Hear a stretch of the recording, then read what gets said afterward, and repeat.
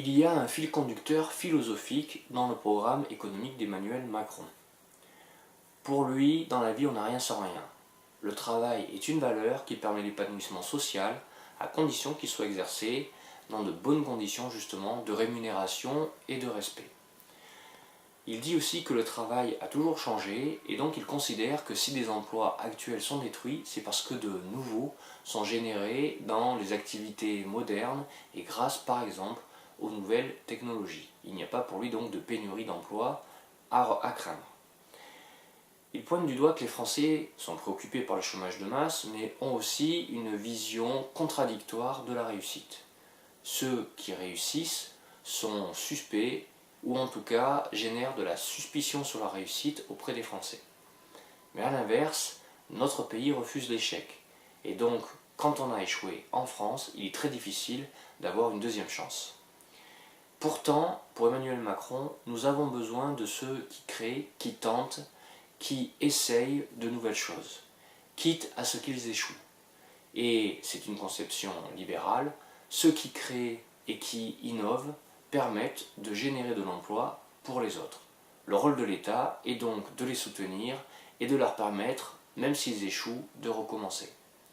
Emmanuel Macron a donc réellement une vision sociale libérale de l'économie. Sociale parce qu'il souhaite que l'État mette des filets de sécurité pour ceux qui, sur la ligne de départ, ont moins de chance ou pour ceux qui tombent sur le parcours. Mais elle est libérale parce qu'il considère que c'est l'initiative et la prise de risque de certains qui génèrent l'activité de tous les autres.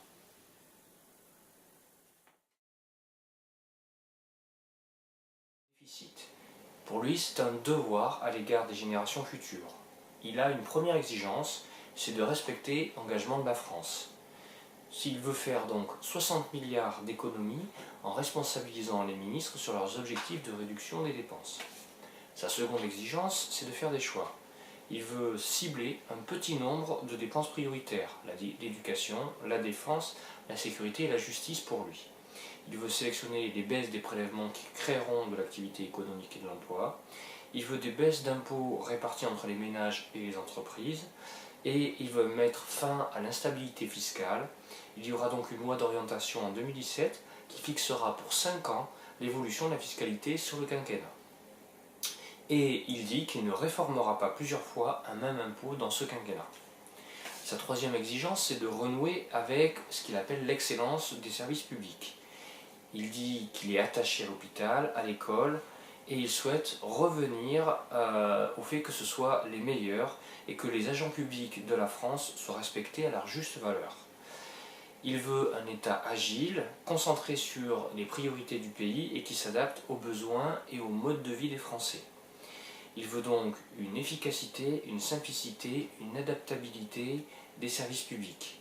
C'est pour lui aussi comme cela que seront faites des économies. Quatrième exigence d'Emmanuel Macron, il veut investir pour transformer. Et il a un grand plan d'investissement de 50 milliards d'euros sur 5 ans qui sera mis au service des qualifications des Français, de la transition écologique, de la révolution numérique, de la modernisation des services publics et de la rénovation urbaine. Il veut aussi moderniser l'agriculture plutôt que de payer des aides d'urgence. Il souhaite un service internet d'explication de la réglementation qui donne aux TPE et aux PME les obligations légales et conventionnelles à respecter en fonction de leur situation. Il souhaite mettre en place le très haut débit ou la fibre sur l'ensemble du territoire d'ici la fin du quinquennat.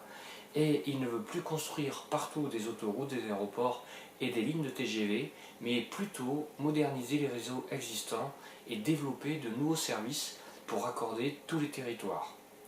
Pour lui, l'ensemble de ces 4 exigences permettra à son gouvernement de tirer rapidement des fruits.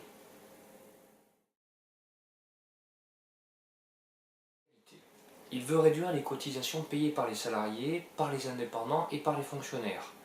Il souhaite qu'ils aient près de 500 € supplémentaires nets par an pour un salaire de 2200 € net par mois. Il souhaite que les smicards bénéficiant de la prime d'activité touchent l'équivalent d'un 13e mois de salaire, soit 100 € net de plus chaque mois. Il veut rétablir les exonérations de cotisations sociales sur les heures supplémentaires. Le volet plus répressif. Il souhaite que la fraude fiscale grave entraîne, en plus du remboursement, la suspension de la prestation. Il souhaite imposer les grands groupes de l'Internet sur leur chiffre d'affaires réalisé sur le sol français. Il veut que la lutte contre l'optimisation fiscale soit une priorité au niveau européen. Il veut aussi lutter contre les abus liés au travail détaché. Il souhaite qu'il n'y ait qu'une durée de 1 an de séjour autorisée pour un travailleur détaché dans notre pays et qu'au niveau européen, il y ait une redéfinition des règles du détachement pour mettre fin à toute forme de concurrence sociale déloyale. Il veut éliminer la taxe d'habitation pour les Français, des classes moyennes et des classes populaires. A l'inverse, il souhaite que l'État rembourse auprès des communes leur manque à gagner à l'euro près en préservant l'autonomie fiscale de ces communes.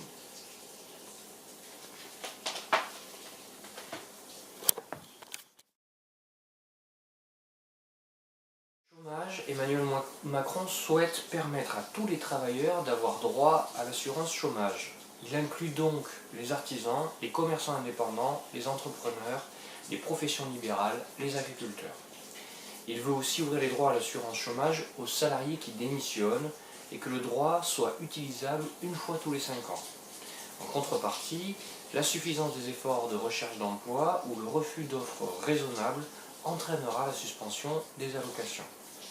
Il veut faire que les agriculteurs vivent de leur travail plutôt que des aides publiques. Pour cela, il veut débloquer 5 milliards d'euros du plan d'investissement pour moderniser les exploitations. Il veut aider les agriculteurs à être payés au prix juste en soutenant les organisations de producteurs dans leurs négociations avec les industriels. Et il veut se battre pour faire évoluer dans ce sens le droit européen de la concurrence. Enfin, en ce qui concerne le chômage, il veut former les chômeurs plutôt qu'attendre que l'économie aille mieux. De l'emploi, il y a 2 points majeurs. Il souhaite un effort national de formation sans précédent et il veut mettre 1 million de jeunes et 1 million de demandeurs d'emploi peu ou pas qualifiés et aujourd'hui sans perspective en formation. Il veut faire un effort massif pour l'apprentissage, donc il veut développer les périodes de pré-apprentissage et les filières en alternance dans tous les lycées professionnels. Il souhaite des licences professionnelles qui soient préparées sur 3 ans et en alternance. Et il veut faire converger les contrats existants et impliquer pleinement les branches professionnelles dans la définition des programmes et l'organisation des formations.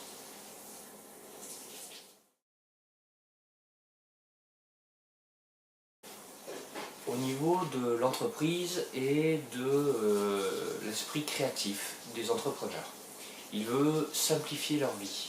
Et pour cela, il souhaite réduire les charges et supprimer le RSI. Il veut doubler les plafonds pour pouvoir bénéficier du régime fiscal de la micro-entreprise. Il veut mettre fin à toute forme de concurrence déloyale en permettant chaque année à tous les artisans et commerçants d'opter ou non pour le régime fiscal de la micro-entreprise. Il veut aussi réduire le coût du travail pour aider à embaucher. Donc il souhaite faire une baisse des cotisations sociales employeurs de 6 points et en remplacement du CICE. Et jusqu'à 10 points au niveau du SMIC. Il veut combattre la précarité en responsabilisant les employeurs. Il y aura donc un bonus-malus sur l'assurance chômage. Ceux qui y recourent exagérément et qui recourent exagérément au contrat court paieront plus de charges. Ceux qui créent des emplois stables en paieront moins. Il veut aussi redéfinir le dialogue social. Il y a des principes fondamentaux qui resteront dans la loi. C'est la durée légale du temps de travail, l'égalité professionnelle, le salaire minimum par exemple. A l'inverse, les horaires effectifs ou l'organisation du travail seront négociés et définis par accord majoritaire ou par référendum d'entreprise sur la base d'un accord. Il souhaite aussi soutenir l'investissement privé. Donc il veut faire une baisse de l'impôt sur les sociétés de 33% à 25% pour rejoindre la moyenne européenne. Le CICE sera transformé en allègement de charges pérennes. Il veut que l'ISF soit transformé en impôt sur la fortune immobilière sans accroître la fiscalité actuelle sur l'immobilier et les droits de succession et sans taxer ce qui finance les entreprises et l'emploi. Il veut mettre en place un prélèvement unique sur les revenus du capital de l'ordre de 30%. Il souhaite un fonds pour l'industrie et l'innovation doté de 10 milliards d'euros, issus des actions en entreprise possédées de manière minoritaire par l'État. Il servira à financer l'industrie du futur. Il veut mettre en place une banque de données numérique. Les administrations chargées d'autoriser des activités, par exemple l'ouverture d'un hôtel ou l'obtention d'une licence de chauffeur privé, devront mettre à disposition leurs données. Face aux géants étrangers, des nouvelles startups pourront ainsi s'adresser par exemple à tous les hôteliers pour leur offrir de nouveaux services. Il veut enfin mettre les opérateurs téléphoniques dans le fait de doubler la couverture mobile en zone rurale pour réduire les zones sans réseau, et il dit que l'État prendra ses responsabilités partout où cela sera nécessaire.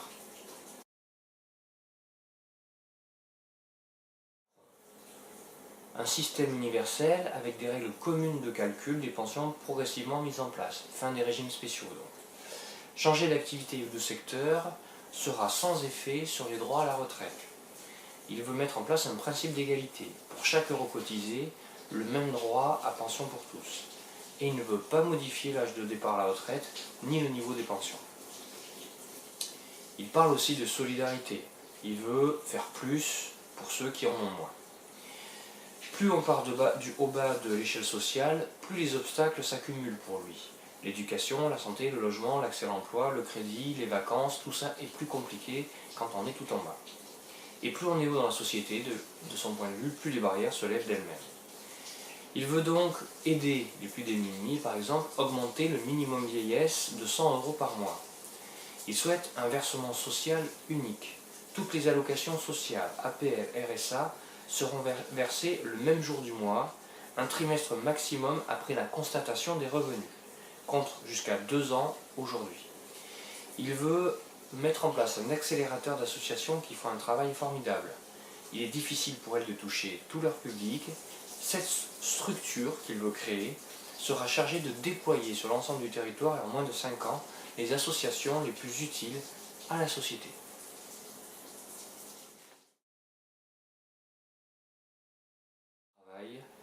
Emmanuel Macron veut rendre la vie des Français plus facile. Pour lui, l'accumulation des normes et des règlements ont rendu la vie plus compliquée au jour le jour pour les particuliers, les entrepreneurs, les élus locaux. A l'inverse, des outils nouveaux, comme le numérique, existent ou apparaissent pour rendre les choses plus faciles. Il veut donc mener ce qu'il appelle une révolution culturelle, notamment dans les administrations. Et pour cela, il veut créer un droit à l'erreur pour tous. Il souhaite ainsi transformer le cœur de la mission de l'administration en conseil et accompagnement et non plus en contrôle et sanction. 2 exemples. Un employeur qui oublie de déclarer à l'URSSAF la prime de Noël pourra faire valoir ce droit à l'erreur au lieu de payer une amende. 2e exemple, des grands-parents qui hébergent leur petite fille parce qu'elle vient de trouver un emploi près de chez eux doivent aujourd'hui le déclarer à la CAF sous peine de perdre une partie de leurs allocations logement et de payer des pénalités. Ils souhaitent qu'ils puissent faire valoir leur droit à l'erreur afin de ne plus payer ces pénalités. Il veut passer la vitesse supérieure aussi pour numériser l'administration, et les renouvellements de documents officiels devront pouvoir se faire en ligne sans nécessité de se déplacer. Il veut aussi élargir les horaires d'ouverture des services publics aux soirées et aux samedis de façon à s'adapter au mode de vie des Français. Il souhaite donner aux préfets la capacité d'adapter l'organisation des services de l'État aux besoins de chaque région et département. Il veut réduire le millefeuille administratif en supprimant au moins un quart des départements, notamment là où ils peuvent être rapprochés de grandes métropoles. Il souhaite que 0 norme nationale soit mise en place en plus des normes européennes dans les secteurs agricoles, maritimes ou de la pêche. Il souhaite que les services publics qui accueillent du public, comme l'hôpital, l'école, le tribunal, la CAF, etc., affichent leurs résultats en termes de qualité de service, par exemple sur le temps d'attente, le taux de satisfaction, etc. Il veut que dans chaque département, il y ait un tribunal de première instance qui soit le guichet unique pour accéder aux juges. Il veut 0 fermeture de site administratif. Il veut que les délais de jugement pour les litiges inférieurs à 4 000 € soient réduits. Et pour ces délais de jugement, la procédure les concernant devra être entièrement dématérialisée et la décision sera rendue en ligne.